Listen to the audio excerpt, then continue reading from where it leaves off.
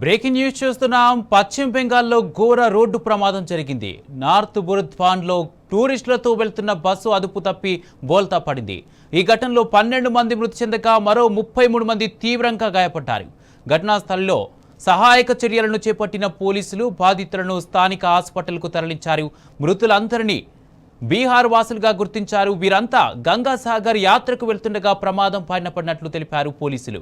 ఈ ఘటనపై తీవ్ర దిగ్భ్రాంతి వ్యక్తం చేశారు బీహార్ సీఎం నితీష్ కుమార్.